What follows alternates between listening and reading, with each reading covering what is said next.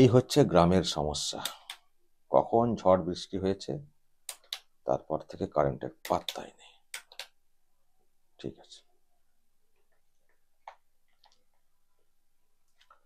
প্রিয় দর্শক, আমি শফিকুল ইসলাম এবং আপনারা দেখছেন আরামবাগ টিভি। দর্শক, আমি তো এখন রয়েছি আমার গ্রামে। আর আজকে সন্ধ্যায় এখানে ঝড় বৃষ্টি হয়েছে, আর সেই যে কারেন্ট গেছে আর পাত্তা নেই। আর আমার তো মনে হয় না যে আজকের রাতে আর কারেন্ট আসবে বলে। আর এটা গ্রামের সমস্যা, শুধু আমার গ্রাম না, গ্রামাঞ্চলে যদি ওই ঝড় বৃষ্টি হয় আর কি, আর বেশিরভাগ ক্ষেত্রেই এইরকম হয়, মানে সেই যে কারেন্ট যাবে আর রাতে কারেন্ট আসবে না। আবার সকালে দেখা হবে কোথায় গাছ পড়েছে, কোথায় খুঁটি পড়েছে, সেগুলো ঠিক করে গাছ টাছ কেটে সব দেখে শুনে আবার কারেন্ট চালু করা হবে, মানে তারপরে কারেন্ট আসবে। তো সুতরাং আজকে মোটামুটি এইভাবেই কাটাতে হবে গ্রামে, এটা ধরে নিতে হচ্ছে। কিন্তু গ্রামে কাটালেও আমাকে তো খবর করতে হবে, আমাকে তো প্রতিবেদন করতে হবে। তো সেই জন্য আমি একটা চার্জার লাইট নিয়ে বসে পড়েছি। জানি না এটা আবার কতক্ষণ জ্বলবে। দর্শক, আমি আজকে না একটা বিষয়ে আশায় ছিলাম যে আজকে মনে হয় ওই বিষয়টা দুধ কা দুধ পানি কা পানি হয়ে যাবে। বিষয়টা হচ্ছে রাজভবনের কেসটা। রাজভবনে ওই যে যেটা হয়েছে না, একজন মহিলা কর্মী রাজ্যপালের বিরুদ্ধে ডেকে শ্লীলতাহানি, শুনেছেন না যে অভিযোগটা হয়েছে? গতকালকে রাজ্যপাল একটা ঘোষণা করেছিলেন যে আজকে সিসিটিভি ফুটেজ ডিসপ্লে করে দেখানো হবে, যারা দেখতে চান তারা যোগাযোগ করবেন, তবে মমতা এবং তার পুলিশকে দেখতে দেওয়া হবে না। যে এই যে অভিযোগটা করা হয়েছে, মহিলা যে অভিযোগ করেছেন যে আমাকে ডেকে কনফারেন্স রুমে শ্লীলতাহানি করার চেষ্টা হয়েছে, এই যে বিষয়টা, তো তার নাকি সিসিটিভি ফুটেজ দেখানো হবে। তো আমি ভেবেছিলাম যে তাহলে মনে হয় আজকে ওই ফুটেজ দেখে আমরা পরিষ্কার হয়ে যাব যে কি হয়েছে বিষয়টা। যে অভিযোগটা করা হচ্ছে, যেটা সত্যিই বিশ্বাস করতে আমাদেরও সমস্যা হচ্ছে যে একজন রাজ্যপাল কি এরকম করবেন। কিন্তু যেহেতু এটা নিয়ে একটা প্রশ্ন তৈরি হয়েছে, বিতর্ক তৈরি হয়েছে, কলকাতা পুলিশ সিসিটিভি ফুটেজ দেখতে চেয়েছে রাজভবনের কাছে, তো সেটা তো রাজভবন দেয়নি, দেওয়ার কথাও নয়, কারণ রাজ্যপাল থাকাকালীন রাজ্যপালের বিষয়ে পুলিশ কখনো এনকোয়ারি করতে পারে না এইসব বিষয়ে, মানে কোনো কেসই চালু করতে পারে না। এটা সংবিধান সেই রক্ষা কবচ রাজ্যপালকে দিয়ে রেখেছে। তো সেখানে রাজ্যপাল কেনই বা দেবেন, পুলিশকে কেনই এখানে নাক গলাতে দেবেন? কিন্তু সেটা যেমন দেননি, তেমনি উনি যে ঘোষণা করেছিলেন গতকালকে যে আজকে সিসিটিভি ফুটেজ ডিসপ্লে করে দেখানো হবে, তো আমাদের ভাবনা ছিল যে তাহলে ওখানে তো পরিষ্কার হয়ে যাবে যে প্রথমত যে সময়ের কথা বলা হচ্ছে, যে দিনের কথা বলা হচ্ছে, সত্যিই সেই দিনে কোনো মহিলাকে রাজভবনে ঢুকতে বা বেরোতে দেখা যাচ্ছে কিনা এটা প্রথমে দেখতে হবে। তারপর যেখানে বসে কথা হয়েছে সেখানে কিভাবে বসেছেন বা আদৌ বসেছেন কিনা সেটা দেখা যাবে, বা বসলে কত কাছাকাছি বসা, তারপর যে অভিযোগ করা হচ্ছে তার সপক্ষে কিছু দেখতে পাওয়া যাবে কিনা। তো এইসব একটা ভাবনা ছিল, কারণ সিসিটিভি ফুটেজ দেখানো হবে বলা হচ্ছে, মানে আমাদের মনে একটা ভাবনা ছিল হয় মানে ওই সময়কার ফুটেজ দেখানো হবে, কাউকে দেখতে পাওয়া গেল না কোনো মহিলাকে, বা কেউ একজন হয়তো মহিলা এলেন, তিনি হাসছেন হাসছেন ঘুরছেন, এরকম দেখতে পাওয়া যাবে বা কিছু। আর ওই কনফারেন্স হলে যেখানে বসে বৈঠকের কথা বলা হচ্ছে, যেখানেই শ্লীলতাহানির অভিযোগটা এসছে, তো সেখানকার পজিশনটা আমরা দেখতে পাবো আর কি ফুটেজে। তো আমি তো দেখতে যাইনি, আমি তো এখানে আছি, এখান থেকে কি করে যাব? কিন্তু আমার আমার লোকজন আর কি ওখানে ছিলেন, আমি বলে রেখেছিলাম যে ভালো করে দেখবেন তো ফুটেজটা, মানে কি মানে আছে বিষয়টা, সত্যি যে অভিযোগটা করা হচ্ছে তার সপক্ষে কি বিষয়, বা রাজ্যপাল যেটাকে ডিনাই করছেন, অস্বীকার করছেন, তারই বা সপক্ষে কি পাওয়া যায় দেখবেন তো। তো যারা গিয়েছিলেন তারা তো ভালো করেই দেখেছেন, আর আমিও একটা ফুটেজ আপনাদেরকে দেখাতে পারি, ছোট্ট ফুটেজ। তো আমি যে ফুটেজটা দেখাবো তাতে হয়তো মহিলাকে চিনতে পারবেন না, চেনার মতো ছবিটা ওঠেনি, কিন্তু আপনারা দেখতে পাবেন বিষয় যে কে একজন আসছেন। আগে দেখুন ফুটেজটা।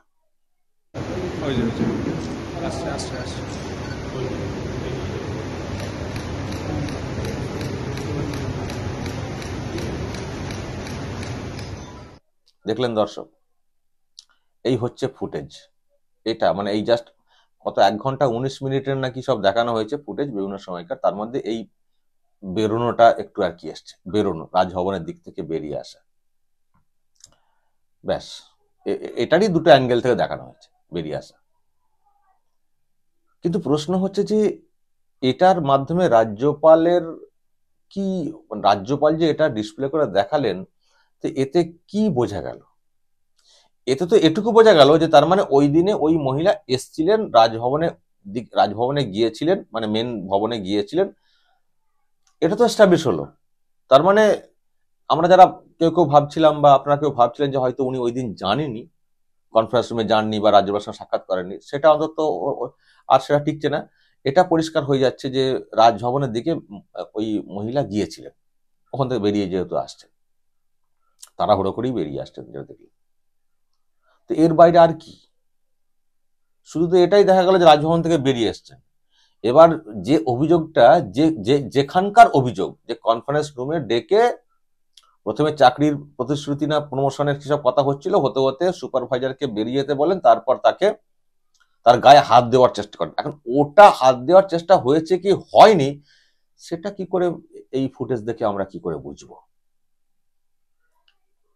দেখুন দর্শক, আমরা কিন্তু রাজ্যপালের সম্পর্কে তদন্ত করতে বসিনি বা তদন্তের বিষয়ে আমরা কিন্তু সওয়াল করছি না, কারণ আমরা এটুকু মানি সংবিধান যখন প্রোটেকশন দিয়েছে তখন রাজ্যপালের বিষয়ে এইসব নিয়ে প্রশ্ন তোলা এখন উচিত নয়। সংবিধান যেহেতু সেখানে মানে প্রোটেকশনটা দিয়েছে, যেহেতু বলা হয়েছে যে রাজ্যপাল থাকাকালীন কারো বিরুদ্ধে কোনো অভিযোগ, কোনো ক্রিমিনাল প্রসিডিওর বা আইনি প্রসেস চালানো যায় না। তো সেই জন্য আমরা এটা নিয়ে মানে তদন্ত নিয়ে প্রশ্ন তুলতে চাইছি না। আমি যেটা বলতে চাইছি, রাজ্যপালের অবস্থান নিয়ে, রাজ্যপাল যে এটা ডিসপ্লে করে দেখালেন, এই দেখানোতে কি বুঝলাম আমরা? এই দেখানোতে আমরা কি বুঝলাম? একটাই তো বুঝলাম যে ওই দিনে মহিলাটি এসছিলেন, এটুকুই বুঝলাম। কিন্তু যেখানে শ্লীলতাহানির অভিযোগটা, সেখানকার ফুটেজ কই? এবার হয়তো বলা হবে যে সেখানের ফুটেজ নেই, সিসিটিভি সেখানে ছিল না। তো যদি না থাকে তাহলে আপনি এটা দেখাতে গেলেন কেন? যদি না থাকে তাহলে এই যে ডিসপ্লে করে দেখানোর যে বিষয়টা, এটা দেখাতে গেলেন কেন? এটা দেখানোতে কি প্রশ্ন জাগবে মানুষের মনে? যেহেতু পরিষ্কার হয়ে গেল উনি ঢুকেছেন, বেরিয়েছেন, তাহলে ভিতরে তো নিশ্চয়ই কিছু না কিছু হয়েছে, তার ফুটেজ কই? সেই ফুটেজ কেন রাজ্যপাল দেখাচ্ছেন না? নিশ্চয়ই প্রশ্ন তো উঠবেই। আমি ধরছি কেউ কেউ বলছেন যে ওখানে নাকি সিসিটিভি ছিল না। তো যদি না থাকে তাহলে আমি কেন আগ বাড়িয়ে এটাকে কেন ডিসপ্লে করে ওইভাবে দেখাতে যাব, যেটাতে এস্টাবলিশ হয়ে যাবে যে মহিলা ওই দিন রাজভবনে এসেছিলেন? এটা তো এস্টাবলিশ হয়ে যাচ্ছে যে মহিলা ওই দিন রাজভবনে এসেছিলেন, এটা তো প্রমাণিত হয়ে যাচ্ছে, যেহেতু উনি ওখান থেকে বের হচ্ছেন, পরিষ্কার দেখতে পাওয়া যাচ্ছে। তো যখন আমি আসল জায়গার ফুটেজ দেখাতে পারবো না, সেটা দেখিয়ে যখন আমি প্রমাণ করতে পারবো না যে দেখুন আমি কোথায়, মহিলা কোথায়, তারপরে উনি এখানে বসলেন, ওখান থেকে উঠে চলে গেলেন, আমি এখান থেকে উঠে চলে এলাম, যদি আমি এই ফুটেজ দেখাতে না পারি পাবলিককে, তাহলে তো মানুষের মনে তো প্রশ্ন তো রয়ে যাবে, এবং যারা এইসব নিয়ে প্রশ্ন তুলছিলেন রাজ্যপালের বিরুদ্ধে, তারা তো অলরেডি বলতে শুরু করবেন যে এই তো প্রমাণ হয়ে গেছে উনি গিয়েছিলেন, উনি তো এসেছিলেন, তো ভিতরে ফুটেজ কই, ভিতরে ফুটেজ কই? তো যখন ভিতরে ফুটেজ নেই, তখন আমি কেন এটা ডিসপ্লে করে দেখাতে যাব? আমি বুঝি না রাজ্যপালের এই কি সব সিদ্ধান্ত, হঠাৎ সিদ্ধান্ত। আমি এটা কখনো বলছি না যে তার মানে ভিতরে নিশ্চয়ই উনি এই সব কাজ করছেন, না, আমি সেটা বলছি না, আমি সেটা এখনো বিশ্বাস করি না, আমি সেটা এখনো বিশ্বাস করি না।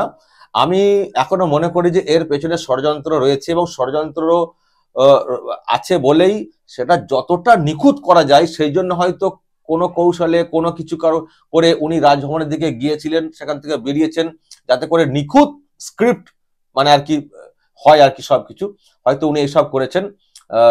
সেটা আমি হয়তো বলতে পারি এখনো, কারণ এখনো রাজ্যপালের বিরুদ্ধে ওঠা অভিযোগকে আমরা বিশ্বাস করি না, বিশ্বাস করতে চাইও না, সংবিধানের ওইরকম একটা পোস্টে যিনি রয়েছেন। কিন্তু আমাদের প্রশ্ন, রাজ্যপাল যে কাণ্ডটা করছেন, যেভাবে উনি নিজেকে দেখানোর চেষ্টা করছেন, সেখান থেকেই তো মানুষের মনে প্রশ্ন তৈরি হবে যে তার মানে তো উনি গিয়েছিলেন, তার মানে তো উনি গিয়েছিলেন। এখন যদি বলেন যে উনি ইচ্ছা করে এটা করেছেন, আরে সেটা না, তাহলে আপনাকে তো ওই ফুটেজ দেখাতে হবে, যে বসার জায়গার ফুটেজটা সেটা কোথায়? যদি সেটা দেখানোর মতো কোনো অপশন না থাকে, তাহলে আপনি কেন এটা দেখাতে গেলেন? এটাতে তো কোনো প্রমাণ হচ্ছে না যে আপনি অন্যায় করেননি বা আপনি এরকম কাণ্ড করেননি, এতে তো কোনো প্রমাণ হচ্ছে না। এতে এটুকু প্রমাণ হচ্ছে যে ওই দিনে ওই মহিলা রাজভবনে গিয়েছিলেন, এটা তো প্রমাণ হয়ে যাচ্ছে, এটা তো এস্টাবলিশ হয়ে যাচ্ছে। তো তো সেটা এস্টাবলিশ হয়ে যাচ্ছে যে উনি গিয়েছিলেন, আর ওটাকে আপনি প্রমাণ করতে পারলেন না যে না আপনি কিছু করেননি কনফারেন্স রুমে, তাহলে তো এই ভিডিও দেখানোর কি অর্থ আছে? আমি তো কিছু মানে খুঁজে পাচ্ছি না দর্শক, আমি কোনো মানে খুঁজে পাচ্ছি না যে এই ভিডিও এইভাবে ডিসপ্লে করার কি প্রয়োজন রয়েছে। আমি তো ভাবলাম মানে বিরাট ব্যাপার, বিরাট ফুটেজ দেখানো হবে।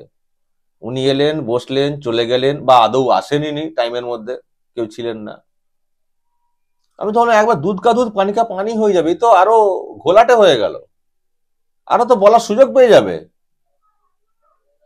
আমি দর্শক একটা কথা বলবো শেষে, রাজ্যপালের সম্পর্কে বেশি কথা বলতে নেই, কিন্তু রাজ্যপালের চাল চলন না, এমনিতেই অন্যান্য ক্ষেত্রে আমাদের মনে কিন্তু প্রশ্ন আগে থেকেই তৈরি হয়েছে। রাজ্যপালের চালচলন নিয়ে প্রশ্ন কিন্তু আমাদের মনে আগে থেকেই তৈরি হয়ে রয়েছে।